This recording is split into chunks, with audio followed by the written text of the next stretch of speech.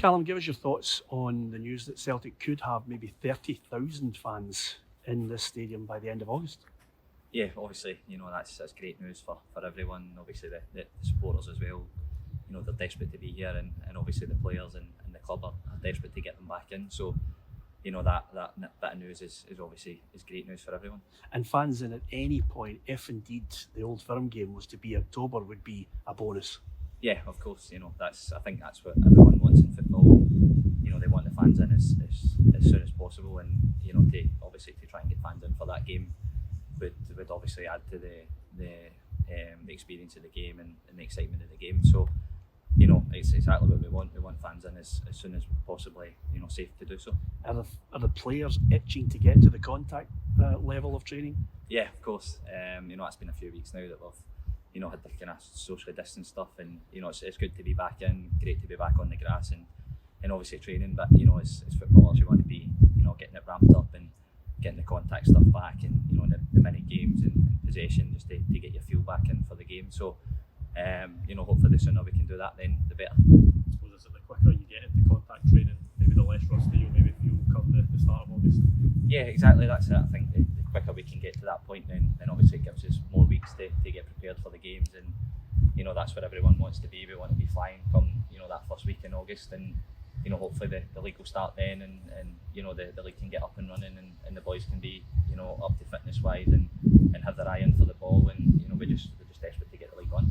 You watch many of the Premier League games down south, because a lot of them seem to have lacked quite a bit of edge, so I get a bit of criticism just for the quality of it. Do you think that's maybe down to not having fans in the ground? I think partially as well, but I think you need to remember that these guys have maybe only had 3 weeks of sort of proper training. Maybe I think they had a week of kind of coming in and doing the socially distant stuff, and then they very quickly ramped it up to try and get to a level where they could play and get the league finished. So I think it's maybe a little bit harsh on the players, and to expect them to be at a level where they were previous before lockdown.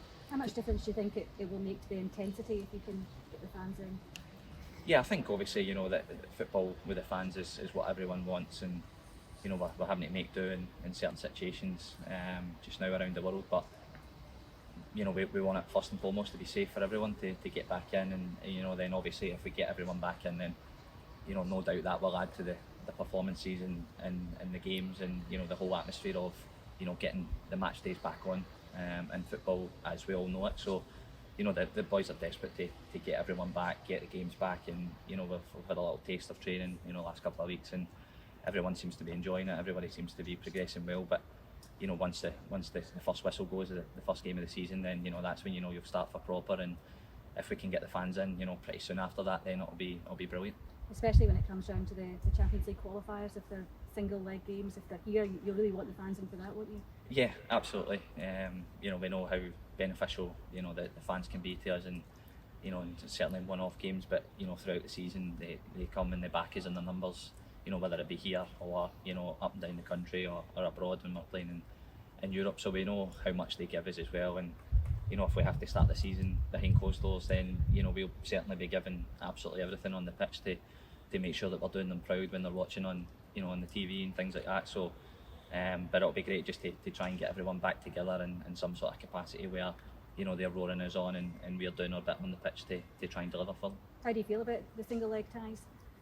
I think obviously it's going to be different. Then it becomes straight knockout football, and anything can happen in these games. But we've been fairly good at trying to negotiate the rounds, whether it be Champions League or getting into Europa League. So that's been maybe 4, 5, 6 seasons in a row where we've actually got European football. So we know how to negotiate the ties. It's going to be slightly different, but in terms of being a one-off game, then that you can go and put everything into that 90 minutes and try and get it done. So will be slightly different, but something that we'll look forward to and relishing as well.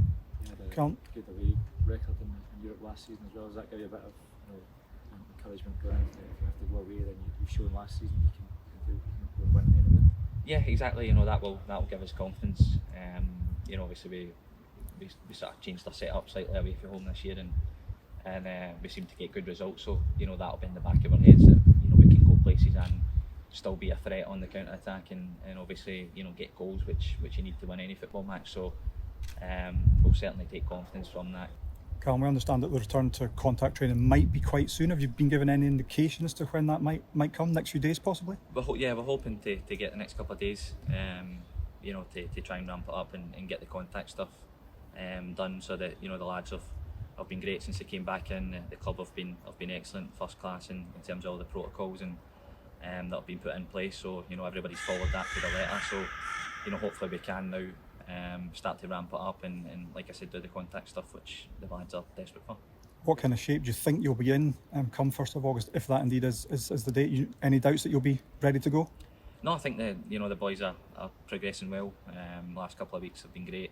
Everyone's come back in good nick as well. So it's just about now getting your football fitness and getting the feel for the ball again. And I think we'll get more than enough time to be ready for that first week in August, which is a plan. So we hope everything goes to plan, and we'll certainly be ready for that day. And how big is Europe going to be for you personally and for the club? We're talking there about the potential of the one-legged ties, but that means it's even more riding on individual games. Yeah, of course. The benefit of that is that previous seasons we've basically come back in and our first competitive game's been right into Champions League qualifiers, which you have to try and get to that level straight away. So they're looking at maybe being a week or so, or nearly 2 weeks into the season before we get that first game. So I think we'll be in a better place in terms of the actual training that we've got leading up to the games, and obviously we'll have one, possibly 2 games before we actually have to go and play these ties. So I think that's a benefit, the actual time